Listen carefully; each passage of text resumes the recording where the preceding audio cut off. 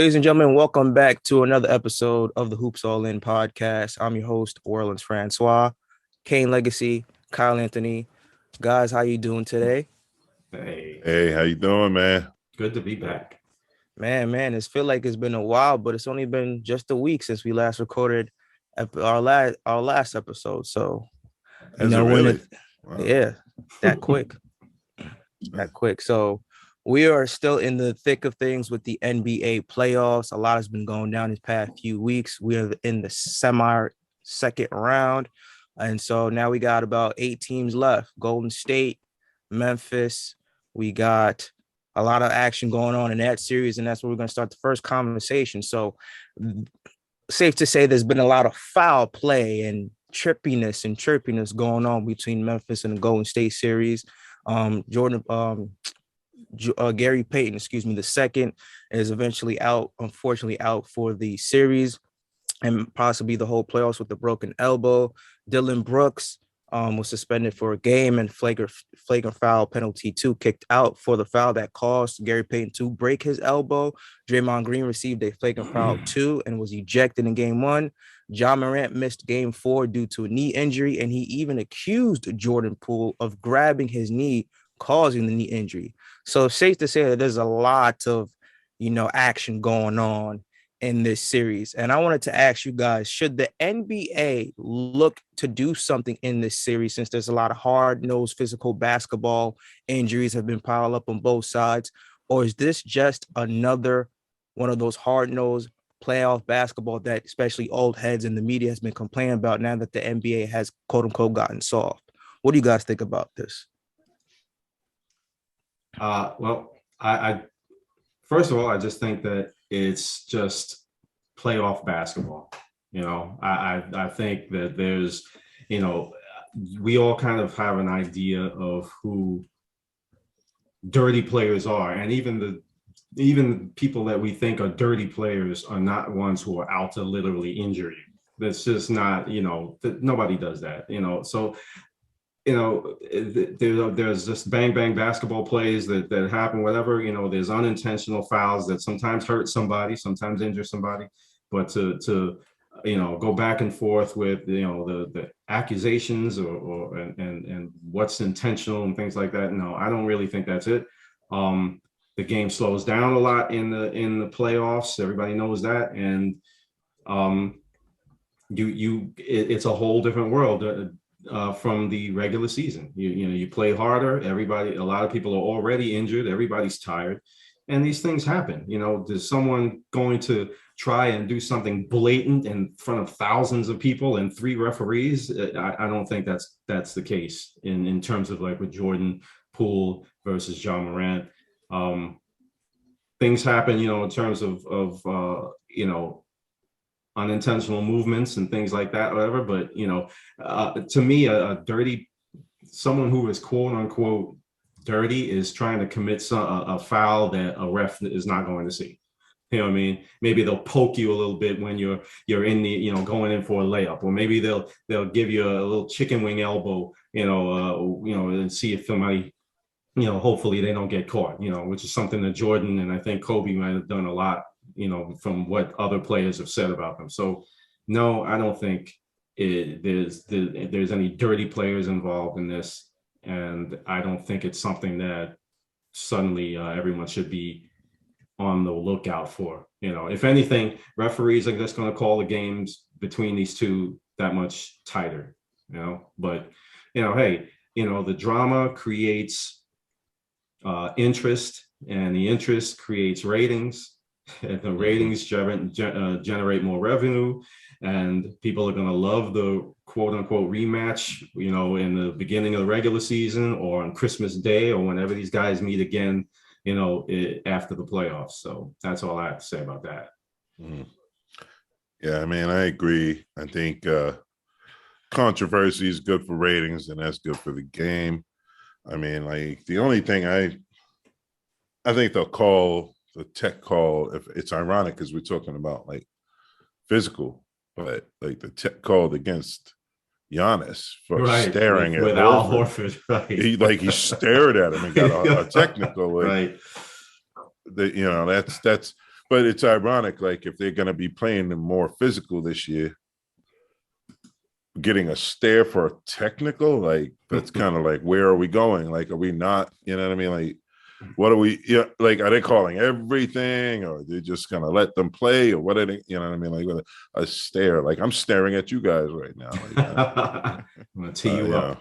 Yeah, Yeah. right. Yeah, so I don't know. I mean, as long as the refs are consistent, man. I mean, as far as the comparison to like the old school game versus now, like, there's no doubt that. I mean, these things the fact that we're even talking about how physical they are right now proves the point that they were more physical back in the day.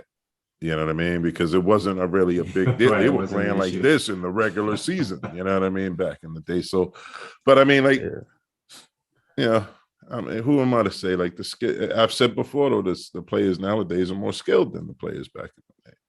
So, yeah. Yeah. I think this is just much to do about nothing. Just people just trying to find new ways and narratives and storylines to make a series that's, you could arguably say, pretty much been one-sided since at the time it's recording. Golden State is currently up 3-1. They're just trying to find something to make into headlines. I mean, you know, the Dylan Brooks, excuse me, foul on. Oh, No Is shots, no shots. Is that a subliminal? No, we're You not doing better no not cut shots. that We're not out. You doing no better not shots. cut Oh, that stop out. it, stop it, stop it, stop it, stop it. We're not doing no shots here. The Brooks and Bricks, come on now. You just take away an O and have the I. But the Dylan Brooks, his foul on Gary Payton, you know, that was the big topic of conversation for the couple of days now, that because he was suspended for game 3. And you can make an argument that was a pivotal game that Memphis had to win. They ended up losing, I believe. No, they ended up winning, or one of those things. No, they ended up losing, my bad. And so, you know, I myself wouldn't call it a dirty play. I think it was a dangerous play because now with the new rules implemented into the NBA, when a player gets off his feet, he is in the most vulnerable position and you can't control how you're going to land. And so he unfortunately landed awkwardly, and most of the impact braced his fall and messed up his elbow. Now obviously he has a fractured elbow and he's most likely going to be done for the rest of the postseason. That was the only thing I'll probably say the NBA did right, was suspending Brooks, because again, I don't think it was a dirty play. It was a dangerous play. Yes. We're all taught in the game of basketball, no layups. If somebody's going through, hey, get a hard foul, but don't try to injure the person. And like I said, unfortunately, he landed wrong. And those were just the unfortunate freak accident consequences. But I feel like that call was sort of deterring players to play hard-nosed physical defense, because if somebody's going for a layup, you don't want them to get 2 easy points on you, because every point is critical in playoff basketball. You know, Golden State just won game 4 by what, 3 points. Those coins could have swung the other way. So I think it's just much to do about nothing. But I really kind of don't like the whole, every single foul that's been called by the referees always has to get looked at for flagrant. I'm like, that's just stopping the game. You stopping the momentum.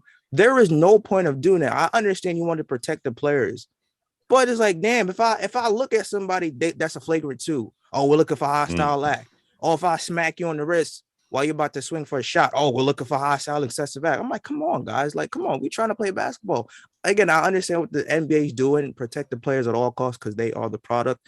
But when you just keep going to the monitor, looking at every single play to see if it's a flagrant, looking for ways to kick somebody out, I'm just like, all right, now we're just taking the fun, the excitement, and the momentum out the game. Slowing it down too, you know. So you tend to agree then, like, they just let them play, right? Yeah, just let him play. Just let him, because again, that's the only thing I agree with. I believe that he should, in terms of Dylan Brooks situation, because again, it was a reckless and dangerous play, but not dirty, because we're always taught, hey, hard-nosed fouls, no easy 2s. But Draymond Green getting kicked out game 1, you know, I thought that was a flagrant 1 at most, but a flagrant 2. And then you have, you know, John Morant, who we all love, talking about, he tweeted out broke the code, because that's what Steve Kerr said after GP got injured on the play with Dylan Brooks, talk about broke the code. And it's funny that wasn't even the play John Morant hurt his knee. It was when he actually went up for a jump shot to block Klay Thompson's 3-pointer, and he actually bumped knees with them and landed a little bit awkwardly. And then that's why Ja quickly deleted that tweet after. So it's just in that series alone, with the whole unnecessary foul calls, too much chirping going back and forth from both sides. I like that, but it's just I just don't like we got to go to the monitor. Let's see if this is a flagrant 2 or ejection. And like I said, with the technical fouls, can a player not express emotion after making a huge play? Right. Yeah. Like it's like becoming the NFL, the no fun league. Yeah. It's insane. I think this is the first time in history all three of us are in agreement. I haven't had a rebuttal yet. No, I agree. It kills the momentum, but sometimes plays happen so quickly, and a lot of the times the referees are looking at the other player's reaction. They're looking at the reaction, and maybe they should bring back the rule of assessing technicals for obvious flopping. How about flagrant flopping? Because that was there's just a lot of, we all know who the floppers are, but it's just it's too much. I wanted to ask you guys a question, and you mainly see smaller guys in the NBA who are going up for a dunk or layup, those high leapers. If they get hit, they're most likely going to get called a flagrant 1 or flagrant 2 in favor of them based on how they land. Have you ever seen LeBron James or Scottie Pippen or Shaq, those bigger, stronger dudes, get called for a flagrant 1, 2, or technical foul for committing those fouls in the air, like in the layup? I've never seen LeBron James being called for a flagrant 1. I haven't seen Shaq get called in terms of in favor of them, because you're like, whoa, Shaq is 7'1", he's almost 300 pounds. LeBron is 6'8", 6'9", he's 250, 260. You got Scottie Pippen, who's like 6'8", or 200 plus. All those other great players. When you look at players who are super strong, it's like, well, we don't know. We think that you could take the hit, so we don't know if that's a foul for you or against you. And it's like, and Draymond Green said it best, like, if you're gonna referee, it has to be even on both sides. No matter, I could be the biggest, strongest dude in the world. If somebody smacks me across the face or smacks me in my eye, that should be a flagrant 1 or flagrant 2, according to the letter of the law that the NBA has written. What do you guys think about that? I think that you go with, for example, right, Shaq played a more physical game. So, you know what I mean? Like when he's talking about, like, for today, I think it was Hoops, you earlier today posted how Shaq was talking about he would have just thrown him, a couple of Rudy Gobert, a couple of elbows, you know what I mean? And let him know he was there, and, showed him the fear of God and all that. It's like, again, you know what I mean? Like, so he goes up and he gets hurt coming down. Is that the result? Like, we can't, defense can't control how the offensive player lands, and all that. So, like, how is that, judging how severe the foul is, whether they get hurt or not? Unless it's an intentional, which is what flagrant fouls are for. But where's the line between intentional and just playing a good physical game? Especially the guys you were bringing up, for example, you down low. If somebody goes up in the paint against a LeBron or a Shaq, they knew they were going to get hit. You know what I mean? Especially against a Shaq, they knew they were going to get hit. Going up, they were going to have to take some contact. That's what paint basketball is about. So, like, no, if you're going where I think you're going with that, I agree with you on that too. Like, if you're going in the paint, you gotta, you know what I mean? Like, I don't know, it's different on the perimeter, I think, though. You know what I mean? Like, if you hit a 3-point shooter like Steph on the line and cause him to break his ankle out there, you're hitting him kind of hard. Yeah, you know what I mean. But in the paint, like, come on, man, this dude's big. That's why you're so big in the paint. You make your living down there. Like, you got to take a couple of lumps down there, man. I mean, it is what it is. That's that's just how I feel about it. I think even the paint is getting too soft when we talking like that. Yeah. Yeah, I think that a lot of times the benefit of the doubt is not always given to the bigger, stronger player when in terms of drawing a foul, because they don't react the same. They're not, if you're not flailing or you're not falling automatically, then, you weren't fouled. And meanwhile, some of them are, it's like, listen, I have a legitimate reason to be upset at the how the game is called because I'm getting fouled and it's not getting called, you know. But you know, again, people think that basketball isn't a contact sport, or people don't consider it a contact sport. Just because you're not wearing gloves, pads, or a helmet doesn't mean it's not a contact sport. There's a lot of contact. Yeah, man. As it should be, if you ask me, you know, especially in the paint, you know what I mean? Especially. So, I mean, I don't know if that answers your question, was like, you know. Yeah. No, it kind of does, you know, but no matter how big, strong, tall you are, everybody should be refereed the same because no matter a smack or rake in the eye is going to cause the same damage to a player that's 7 foot compared to a player that's 6'3". So yeah, and when you're like a player like all around. Right, like a John Morant or a Russell Westbrook that Westbrook that lives. That lives in the paint, slashing and scoring, and you know what I mean, and shit like that. But you built slight, you know what I mean, like, and you take some contact in the paint, like, how is that, you know, like? Well, sometimes to your point, they can use that to their, you know, they know that this because they have a slight, you know, a smaller build or a slim build. You know, that they can say, okay, well, you know what? I can really sell this foul. I can really, you know, I can get a ref's attention. So, you know, sometimes they use that to their advantage. If I keep driving into the paint, at some point, I know I'm going to get fouled and they're going to have to see it, you know? Yeah. So, yeah.